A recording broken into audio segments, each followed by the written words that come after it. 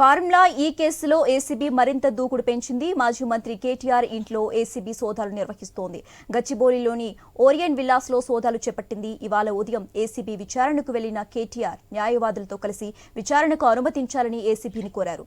అయితే అందుకే ఏసీబీ నిరాకరించింది. అదే సమయంలో ఆయన ఏసీబీపై హాట్ కామెంట్స్ చేశారు.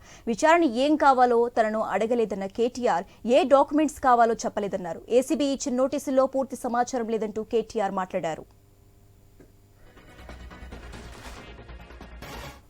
రైట్, ఇక ఇదే అంశానికి సంబంధించి మోర్ అప్డేట్స్ మా ఇన్పుట్ ఎడిటర్ శ్రీకాంత్ అందిస్తారు. శ్రీకాంత్, ఫార్ములా ఈ రేస్ కేసులో భాగంగా ఏసీబీ కేటీఆర్ ఇంట్లో సోదాలు నిర్వహిస్తోంది.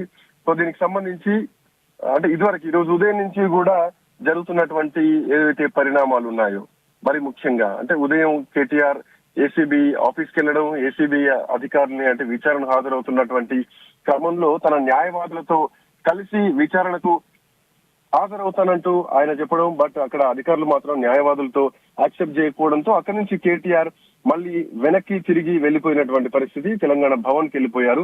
సో అక్కడ మీడియా చిట్చాట్ లో కూడా మాట్లాడడం జరిగింది. కేటీఆర్ ని ఉద్దేశపూర్వకంగా దీంట్లో ఇరికిస్తున్నారు, కక్షపూరితంగా చేస్తున్నారు అన్నటువంటిది అక్కడ కేటీఆర్ గాని లేదంటే టీఆర్ఎస్ పార్టీ నాయకులు గాని మాట్లాడుతున్నటువంటి అంశం. సో ఇట్లాంటి నేపథ్యంలో కేటీఆర్ ఉదయమే అన్నారు, ఖచ్చితంగా నన్ను ఏసీబీ విచారణకు పిలిపించి నా ఇంటికి సోదాలు చేయడానికి, ఒక ఇంప్లాంటేషన్ ఏదో చేయడానికి కుట్రపూరితంగా వ్యవహరిస్తున్నారు, ఏదో ఒకటి క్రియేట్ చేయడానికి, ఎట్టి పరిస్థితుల్లో అరెస్ట్ చేయడానికి ప్రయత్నాలు చేస్తున్నారు అన్నది ఇక్కడ కేటీఆర్ ఉదయం నుంచి కూడా ఆరోపించినటువంటి అంశం.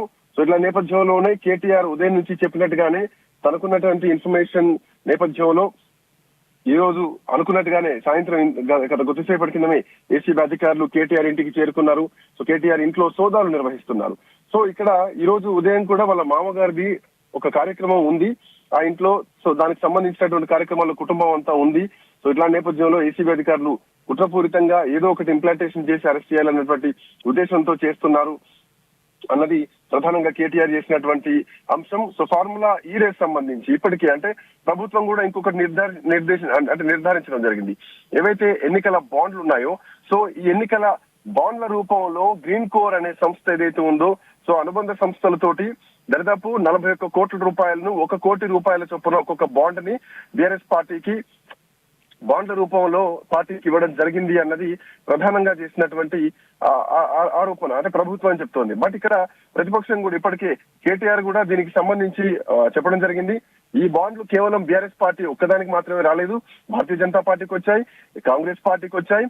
అట్ ది సేమ్ టైం ఇటు వైఎస్ఆర్ కాంగ్రెస్ పార్టీకి, జగన్మోహన్ రెడ్డి సంబంధించినటువంటి పార్టీకి కూడా అదే సంస్థ నుంచి ఎన్నికల బాండ్లు వచ్చాయి. సో ఎన్నికల బాండ్లు అనేది ఏ పార్టీకైనా వస్తే ఒక బీఆర్ఎస్ పార్టీకే వచ్చింది అనుకోవడంలో ఇది కుట్రపూరితంగా. అట్లయితే మరి మల్లికార్జున ఖర్గే కూడా దీంట్లో విచారణలో భాగంగా ఆయన కూడా హాజరు కావాల్సినటువంటి అవసరం ఉంటుంది అంటూ ఇప్పటికే కేటీఆర్ దీనిపైన స్పందించడం జరిగింది.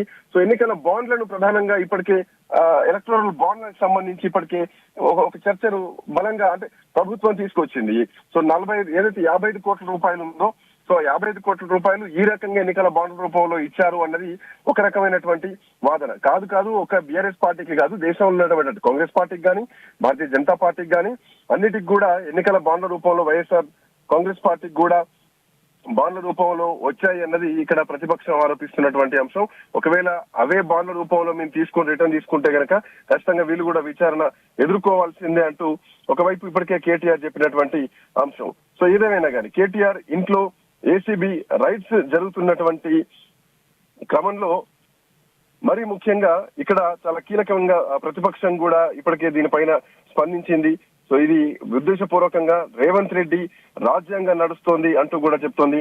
దరిదాపు 340 కంపెనీలు, 1351 కోట్ల రూపాయలు ఆల్ ఇండియా కాంగ్రెస్ కు ఎలక్టోరల్ బాండ్ల రూపంలో ఇవ్వడం జరిగిందంటూ కూడా చెప్తోంది. సో దేశవ్యాప్తంగా ఎలక్టోరల్ బాండ్ల రూపంలో కాంగ్రెస్ పార్టీకి కోట్లాది రూపాయలు 340 కంపెనీల నుంచి ఇవ్వడం జరిగింది. సో దీనిపైన కూడా అంటే అటు మల్లికార్జున ఖర్గే పైన కూడా అన్ని రాష్ట్రాల ఏసీబీ కన్నేయాల్సిందేనా అంటూ ఒకవైపు ఇప్పటికే ప్రతిపక్షం ఆరోపణలు చేస్తోంది. మీరు చేస్తే సక్రమం అవుతుంది, వేరే పార్టీలు చేస్తే అక్రమం అంటూ కూడా ఇప్పటికే కొన్ని విమర్శలు కాంగ్రెస్ పార్టీ పైన వస్తున్నాయి. సో ఏదేమైనా కానీ ఏసీబీ రైట్స్ జరుగుతాయని ఉదయం నుంచి తెలిసినటువంటి అంశమే కేటీఆర్ అంశాన్ని బయటపెట్టడం జరిగింది.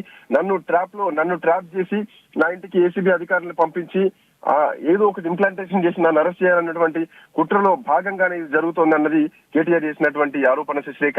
అట్ ది సేమ్ టైం ఇటు ఏదైతే అంటే ఈ ఈడీ సంబంధించినటువంటి విచారణ ఏదైతే ఉందో అది రేపు ఉదయం కేటీఆర్ హాజరు కావాల్సినటువంటి క్రమం ఉంది. సో ఇప్పటికీ ఈ రోజు ఏసీబీ అధికారులు మళ్ళీ విచారణకు రమ్మన్నారు. At the same time ACB అధికారులు ఈ రోజు రైడ్స్ చేస్తున్నారు ఇంట్లో. ఆ తర్వాత రేపు ఈడీ అధికారులు విచారణకు పిలవాల్సినటువంటి, రేపు విచారణకు ఆల్రెడీ పిలిచారు, రేపు ఈడీ ముందుకు విచారణకు హాజరు కావాలి. సో ఏసీబీ అధికారులు విచారణ అంటే ఈ రైడ్స్ తర్వాత ఏం జరగబోతుంది అనేది మాత్రం ఒక ఉత్కంఠ కనిపిస్తోంది Sasirekha. Okay right, thank you Srikanth.